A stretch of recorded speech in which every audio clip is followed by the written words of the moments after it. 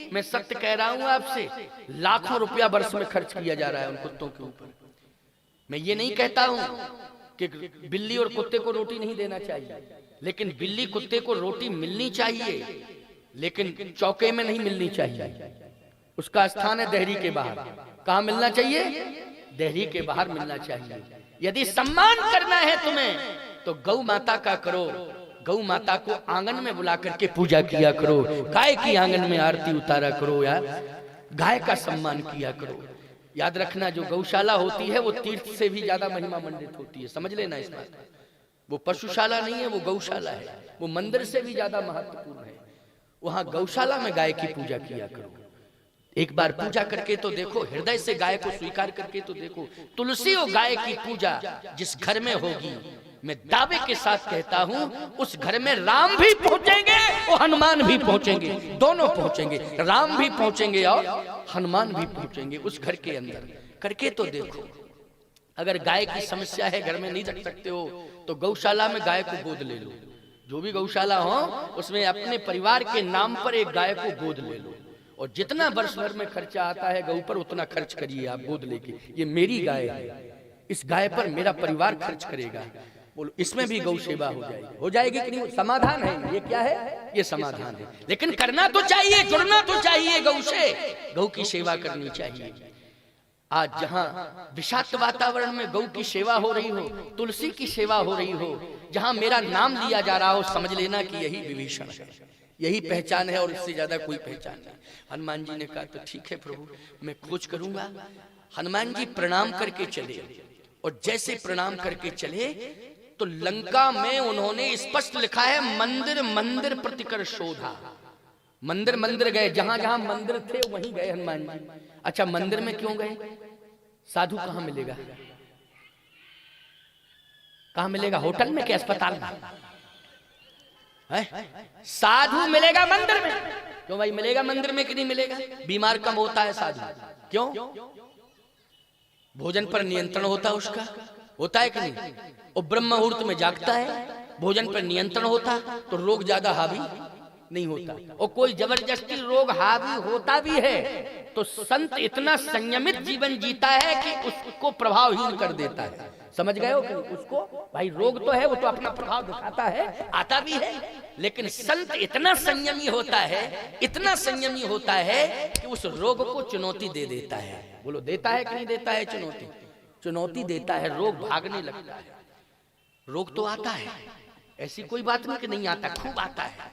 पूरा प्रयास करता है कि साधु को तो रगड़, इसको छोड़ना नहीं चाहिए, है नहीं? लेकिन संत भी कहता है कि तुम मेरा कुछ नहीं बिगाड़ पाओगे, क्योंकि हमारे अंदर संयम है। सबसे पहले तो ब्रह्म मुहूर्त में जागने का नियम है, इसके बाद खान पान पर नियंत्रण है। अच्छा बोलो, दवा महत्वपूर्ण है कि परहेज महत्वपूर्ण है? जल्दी बोलो। परहेज महत्वपूर्ण है। तो परहेजी जीवन साधु का होता है, इसलिए रोग आता भी है, लेकिन रोग जो है निष्प्रभावी हो जाता है। हनुमान जी ने कहा कि आपकी आज्ञा है तो मैं जाता हूं। और जहां जहां मंदिर थे लंका में, हनुमान जी वहीं वहीं बोलो, गए कि नहीं गए? मंदिर मंदिर। लोग कहते हैं कि महाराज लंका में इतने मंदिर कहां से आए? अरे जहां जहां मंदिर थे वहां वहां हनुमान जी गए। मंदिर मंदिर प्रतिकर शोधा, देखे जहां तहीं अगणित जोधा। देखा क्या कि उन मंदिरों में राक्षस सो रहे हैं, संत नहीं है। मूर्तियां, बोले मूर्तियां तो हैं लेकिन रो रही हैं। मूर्तियां तो थी लेकिन रो रही थी। राक्षस बोले सो रहे थे। बड़े बड़े मंदिरों पर, जमीन जायदाद वालों पर राक्षसों ने कब्जा कर लिया है, याद रखना। वहां पूजा सेवा नहीं होती है, वहां की मूर्तियां रोती हैं। और कहने वाला कोई कहता है तो चुनौती बन जावे। बाहुबलियों की कितनी जमीन जायदादों को छीन रखा है बाहुबलियों ने, है? कोई कहने वाला है क्या? पुजारी से कहा पूजा कर, बक 1 घंटा सुबह आ गया, 1 घंटा शाम आ गया। पुजारी कहता है ठीक है। एक मंदिर में तो पुजारी था, हमने कहा चलो दर्शन कर लें, आरती करें, तो आरती करें। आरती के बाद मैंने कहा कि आरती दो हमको, तो बोला आरती होवे तब ना दे रहे। तो हमने कहा कर क्या रहा था, हम तो हाथ जोड़े आंख बंद की यही सोच रहे कि आरती आएगी तो आरती लूंगा। मैंने कहा कर क्या रहा था आध घंटे से? कहे कर क्या रहे थे, फॉर्मेलिटी निभा रहे थे। हमने कहा काहे की फॉर्मेलिटी, आरती तो कर रहा था। आरती है कहाँ? बोले टॉर्च जलाए थे, उसी को घुमा रहे थे टॉर्च को। हमने कहा घी बत्ती, बोले घी बत्ती देवे यहाँ का कब्जा कर लिया है एक बाहुबली ने कब्जा कर लिया है, वो घी बत्ती नहीं देता, कहता सुबह शाम आया करो, फॉर्मेलिटी पूरी करके चले जाया करो। दिमाग खराब किया तो समझ लेना। तो क्या करें अब, ठाकुर जी से कहते टॉर्च में जब तक सैले हैं तब तक आरती ही करें, इसी कुछ मिल ही नहीं रहा है। सावधान, मूर्तियां रो रही हैं और बाहुबली सो रहे हैं राक्षस। हनुमान जी ने कहा निश्चित रूप से समस्या जटिल, बहुत बड़ी समस्या है, चुनौती है। हनुमान जी ने कहा मूर्तियों को प्रणाम करते हुए कि अब चिंता करने की जरूरत नहीं है, समय अच्छा आ गया है। अब जितने बाहुबली हैं उन सब पर बुलडोजर चल जाएगा, एक नहीं बचेगा। अब चिंता करने की जरूरत, अब घबराने की आवश्यकता नहीं, अब तो बिल्कुल निश्चिंत हो जाओ। हम आ गए हैं, लंका में आ गए हैं, घुस आए हैं, अब तो चुस्त दुरुस्त हो जाएगी व्यवस्था सब। लेकिन अब घबराने की जरूरत नहीं है, थोड़े समय का बस इंतजार कर लो, बस थोड़ा सा समय है, समस्या का समाधान हो जाएगा, घबराने की आवश्यकता नहीं है। मान लो मूर्तियों ने मौन स्वीकृति दे दी, विश्वास कर लिया कि हमें अब विश्वास है कि हमारा सम्मान अब बच जाएगा। मंदिर की मूर्तियां क्या करेंगी, अब मेरा सम्मान बच जाएगा। अब हनुमान ने आश्वासन दे दिया है तो अब मेरा सम्मान बच जाएगा। लेकिन तलाश तो कर रहे थे विभीषण की, किसकी तलाश कर रहे थे? विभीषण की। लेकिन जिस मंदिर में घुसे उसी में यही समस्या। एक बहुत बड़ा मंदिर था, बहुत बड़ा विशाल। हनुमान जी ने कहा कि इसमें होगा महात्मा। लेकिन जैसे उस मंदिर में घुसे तो उसमें तो रावण ही सो रहा था। जो सबसे बड़ा मंदिर था उस पर कब्जा रावण का था। क्यों भाई? गए दशानन मंदिर माही,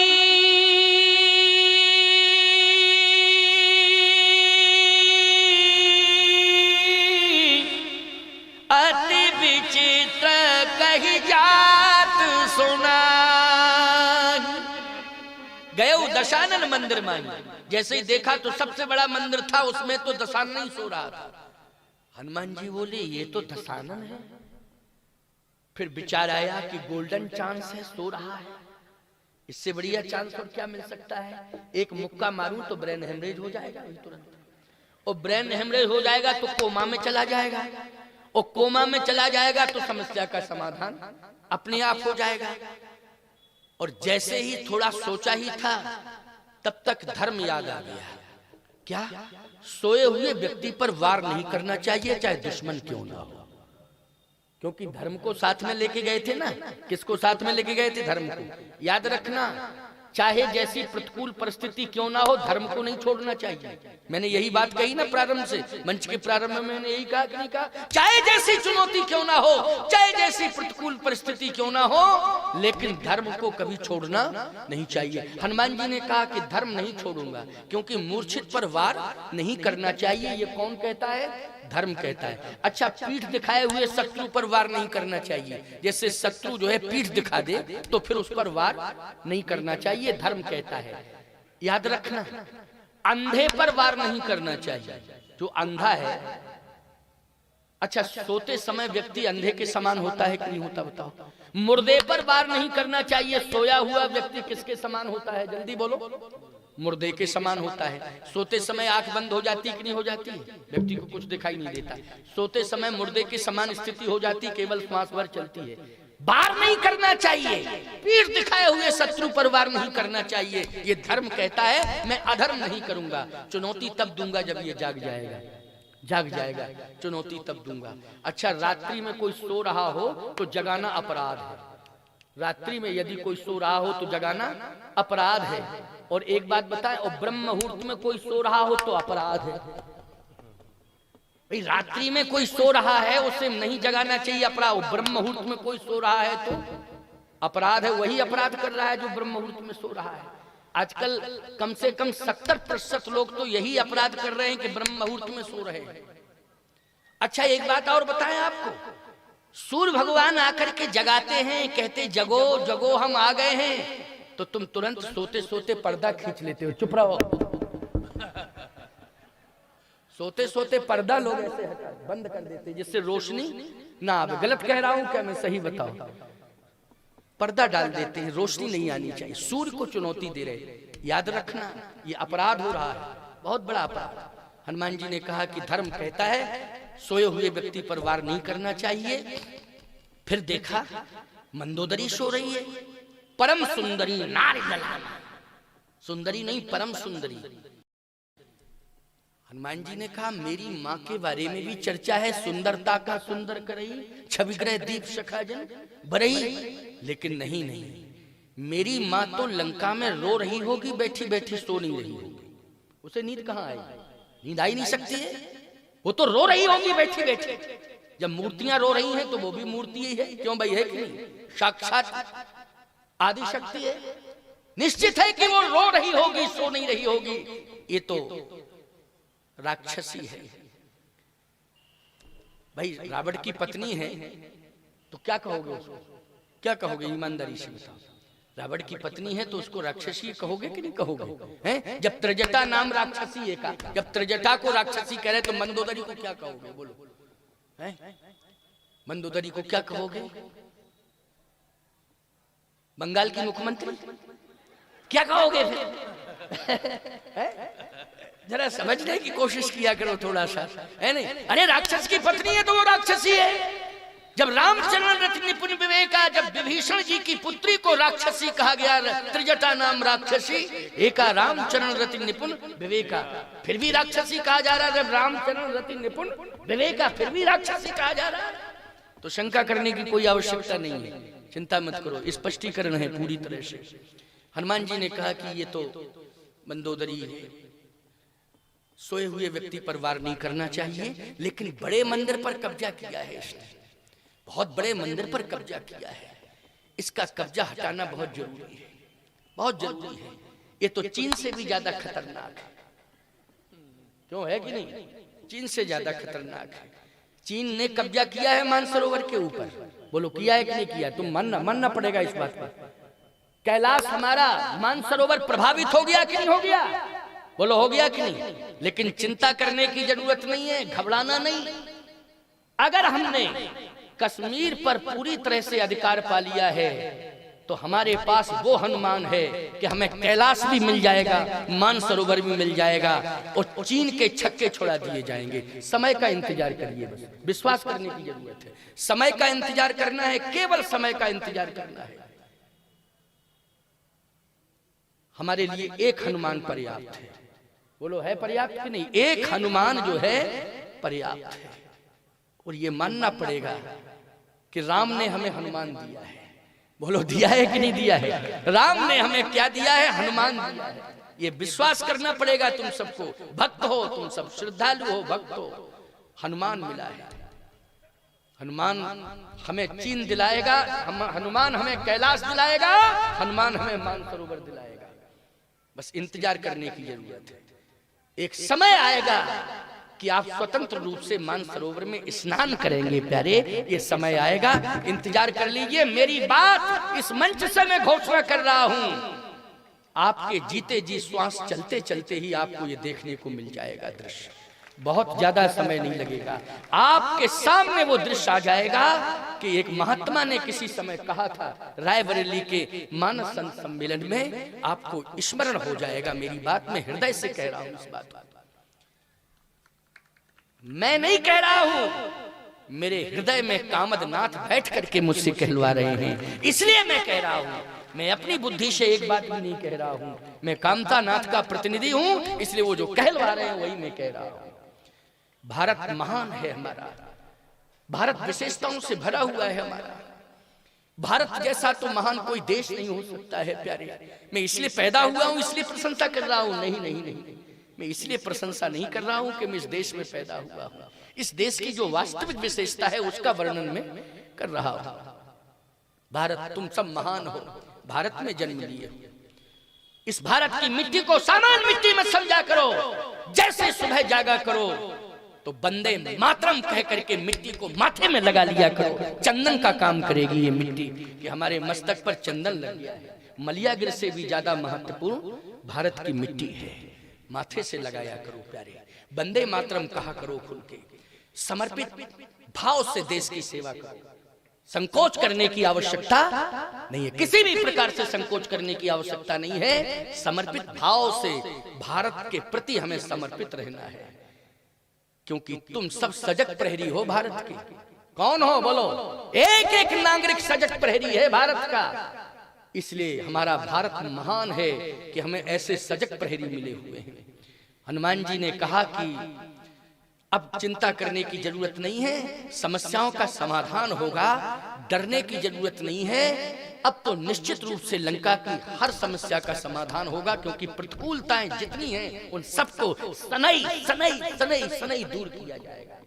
एक एक बात पर विचार किया हनुमान जी ने लंका में। मंदिर मंदिर प्रतिकर शोधा, प्रतिकर शोधा, ये शोधना है, ये शोध है। हनुमान जी की यात्रा क्या है? शोध है, ये शोध है। और हनुमान जी ने शोध किया, बोलो सफलता मिली कि नहीं मिली? शोध से ही सफलता मिली है। पूरी लंका का वातावरण परिवर्तित हुआ था कि नहीं हुआ था? ये शोध किसने की थी बोलो? हनुमान जी ने की। मंदिर मंदिर प्रतिकर शोधा, इसलिए शोधा शब्द लिखा है।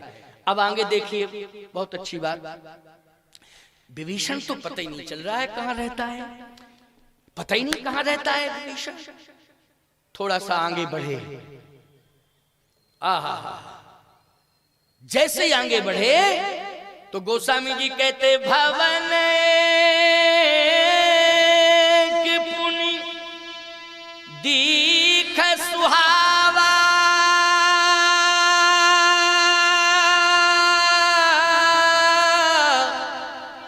हरि मंदिर तह भिन्न बनावा। भवन एक पुनि दीख सुहावा, एक भवन दिखाई दिया, सुहावा लिखा है। क्या लिखा है? सुहावा। ये सुहावा क्यों है? इसलिए सुहावा है कि संत की दृष्टि जिस भवन पर पड़े और उस भवन पर अगर रामायुध या राम नाम अंकित ग्रह शोभा वरण न जाए। राम नाम अंकित हो मकान की दीवार पर और सामने तुलसी के अनंत पौधे हों, तो ईमानदारी से बताओ संत की दृष्टि में वो सुहावा है कि नहीं? सुहावा है, मन भावा है। हनुमान जी ने कहा बस यही मैं प्रभावित हो चुका हूं। अब निश्चित पता लग गया कि यहाँ पर जो है विभीषण जैसा संत रहता है, क्योंकि ये सुहाना वातावरण जो किए है, विषाक्त वातावरण में भी सुहाना वातावरण किए है। ये किसकी विशेषता हो सकती है? संत ही की हो सकती है। क्यों भाई, संत की हो सकती कि नहीं? एक बात बताएं, जो महत्वाकांक्षी होता है वो व्यक्ति जो धारा बह रही होती उसी में बहता है। समझ लेना इस बात को। जो महत्वाकांक्षी होता है वो जो धारा बहती है जिस समय की उसी में बहता रहता है। अच्छा, धारा में मुर्दा बहता। क्यों धारा में कौन बहता है? जल्दी बोलो। मुर्दा, जिसमें प्राण नहीं है वो मुर्दा बहता है। अच्छा, जिंदा क्या करता है? धारा को मोड़ता है। मोड़ता है कि नहीं मोड़ता? ये काम किसका है? जल्दी बोलो। जिंदा का है, मोड़ता है धारा को। विभीषण जी ने जो धारा बह रही थी उसमें नहीं बहे, धारा को मोड़ा। बोलो मोड़ा कि नहीं मोड़ा? तो संत जो होता है वो जमाने की धारा में नहीं बहता है, संत धारा को मोड़ता है। इतना मोड़ता है कि वही धारा राधा बन करके श्याम सुंदर के चरणों में समर्पित हो जाती है। श्याम सुंदर के चरणों में वो धारा ही समर्पित हो जाती, राधा बन के। तो विभीषण जी ने बोलो धारा को मोड़ा कि नहीं, और राधा बना दिया। नव तुलसी का वृंद, वृंदावन, नव तुलसी का वृंदतः। तो तुलसी का वृंद जहां हो वो वृंदावन है कि नहीं? जल्दी बोलो। है वृंदावन कि नहीं? और वृंदावन किसके लिए समर्पित है? पहले राधे तब श्याम। क्यों भाई? पहले किसके लिए है? राधे, तब बाद में में रहना होगा तो राधे राधे। क्यों भाई, यही कहते हो कि नहीं कहते हो? गलत कह रहा हूं क्या मैं? तो बोलो, धारा को राधा बना दिया कि नहीं बना दिया? धारा को राधा किसने बनाया लंका में? विभीषण ने। नव तुलसी का वृंद तह देख वृंदावन बना दिया। पूरा वृंदावन धाम बन गया, याद रखना। वृंदावन धाम द्वापर में, लेकिन त्रेतई में स्थापित कर दिया वृंदावन धाम। बोलो, कर दिया कि नहीं कर दिया? ये वृंदावन धाम ब्रज भूमि में, लंका की भूमि पर, ब्रज भूमि में वृंदावन बनाना सरल है, लेकिन लंका की भूमि पर वृंदावन बनाना कठिन है। लेकिन विभीषण जी ने वृंदावन बना दिया। नव तुलसी का वृंदता देख हरस कपि। ऐसी तुलसी तो हमें कम देखने को मिली है, लेकिन आज देख रहा हूं निश्चित रूप से। रामायुध अंकित ग्रह, राम नाम अंकित। आहा, राम नाम अंकित। अब तो जाना चाहिए। जैसे आगे बढ़े, मन महातरक करे कपि लागा। क्यों तरक करे? यही तर्क था कि नहीं था? यहाँ वृंदावन कैसा, यहाँ राम नाम कैसा? निश्चित है ये तर्क। ये क्या है? तर्क है। मन महातरक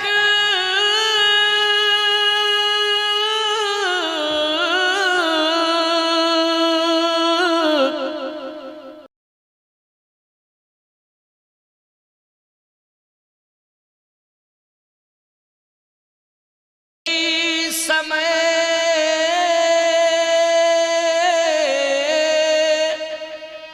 विभीषण जागा।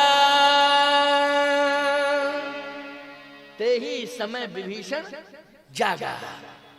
विभीषण जी जगे, और जैसे जगे तो राम राम राम राम। हनुमान जी ने कहा कन्फर्म हो गया। अब कन्फर्म हो गया कि लंका में अर्धरात्रि को राम राम।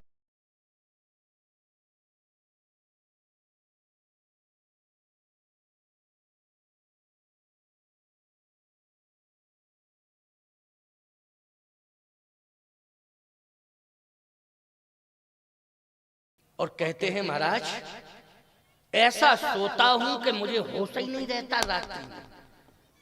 हमने कहा ब्यारी करते हो? ब्यारी तो डट के करता हूं। तो हमने कहा बस इसलिए तो सोते हो। क्यों भाई? क्यों भाई? जब जो है 1.5 किलो में तुलसी दल छोड़ते हो तो खर्राटा मार के नहीं सोगे तो कैसे सोगे? बोलो। विभीषण जी जानते हो किसका आहार करते हैं? राम नाम का आहार है। किसका आहार है? राम नाम। चिंता रहती है भोजन कहां, कैसा भोजन? जहां नासिका जाती है वहां दुर्गंध ही दुर्गंध चारों तरफ से आती है। कहूं महिष मानुष धैन खराज निशाचर।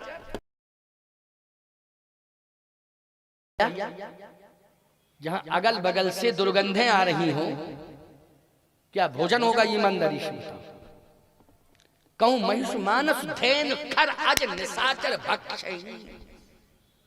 भक्षयी। तुलसीदास जी कबीरदास जी रहते थे बनारस में। एक बात सुना रहे आप। कबीरदास जी बनारस में रहते थे। कबीरदास जी खंजड़ी बजा के भजन करते थे। उनकी आदत थी कि शाम सवेरे और बीच में दोपहर में मौका मिल जाए तो खंजड़ी बजावे। उनके बगल में एक नाचने वाली रहती थी, उसके यहाँ तबला बजता था, गम्मत होती थी। भाई संगीत की दुनिया बसी है ना बनारस में। बजी संगीत की दुनिया कहाँ बसी है? बनारस में। तो वो नाचने वाली गम्मत हो, बुरा मत मानना। हाँ नहीं तो कहो महाराज जी हमको देख करके कह रहे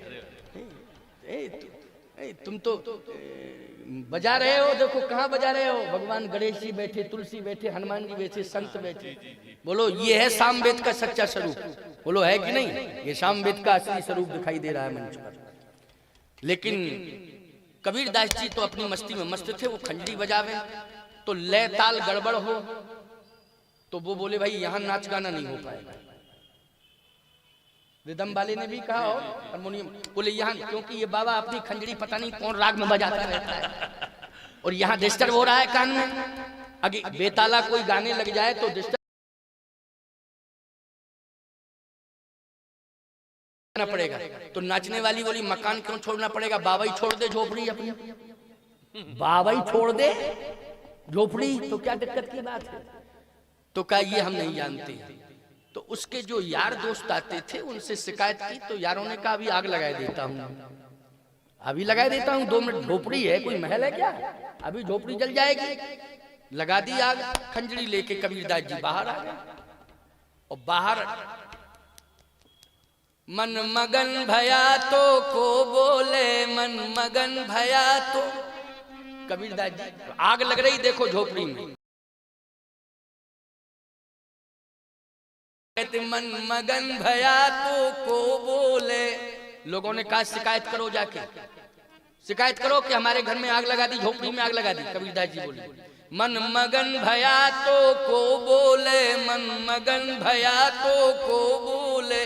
हंसा पाया मान सरोवर, हंसा पाया मान सरोवर, ताल तलैया को डोले। मन मगन भया तो, मन मगन भया तो को बोले। कबीरदास जी ने कहा हमारा मन मगन है गाने में, हम तो भगवान का चिंतन कर रहे हैं। क्या आग लगी लगी लग जाए, आग तो संसार में लग गई। हनुमान जी ने सुना कबीर की झोपड़ी में आग लगा दी। हनुमान जी ने अपने पिताश्री से कहा पिताजी, पिताजी वहीं तो बैठे थे, दूर थे, हर जगह हनुमान जी के पिताजी है, बोलो कहां नहीं, तुम हनुमान जी के पिताजी की बदौलत जिंदा बैठे हो, नहीं सबके सिलेंडर लग जाते। क्यों भाई, बोलो सिलेंडर लग जाते कि नहीं, ऑक्सीजन नहीं मिलता अभी कोरोना में, बोलो ईमानदारी से विडंबना हो गई कि नहीं हो गई। सबको हनुमान जी के बाप याद आ रहे थे। क्यों भाई, आ रहे थे कि नहीं, याद रखना। वो भी कह रहे थे जो कहते थे अली, कोरोना में कह रहे थे बजरंग बली मुझे बचाओ, बजरंग बली मुझे बचाओ, क्योंकि बजरंग बली के बाप ही बचाए। बोलो बचाए कि नहीं बचाए। इसलिए मैं कहता हूं, हनुमान जी ने तुरंत कहा पिताजी मेरा भक्त परेशान है। ओ, पवन देवता ने कहा कबीर की झोपड़ी में आग लगाई। ऐसी हवा चली कि वो झोपड़ी की आग जाके नाचने वाले के मकान पर गिर पड़ी, गिर पड़ी। अब जब गिरी तो धू धू धू धू धू धू करके पूरा मकान जलने लगा।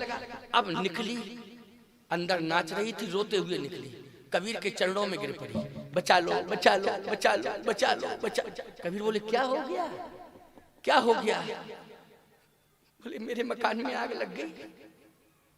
कबीरदास जी बोले हमारी झोपड़ी में किसने लगाई थी आग, सही बता, झूठ मत बोलना, तू सही बोल, सही बोल, सही बोल, अब तो बोल दे सही कम से कम, मेरी झोपड़ी में आग किसने लगाई थी। तो झूठ बोलेगी सही बोल। बोले मेरे यारों ने।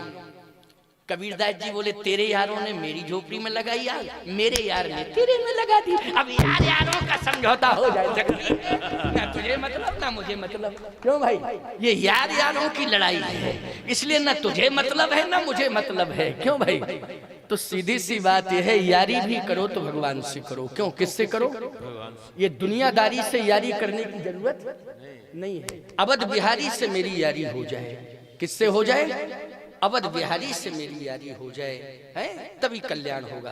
बोलो होगा कि नहीं होगा। अवध बिहारी से प्रेम करो, वृंदावन बिहारी से प्रेम करो। अगर हमारा प्रेम भगवान से हो जाएगा तो हमारा बाल वांका नहीं होगा, हमारी रक्षा स्वयं हनुमान जी करेंगे। विभीषण जी राम राम राम राम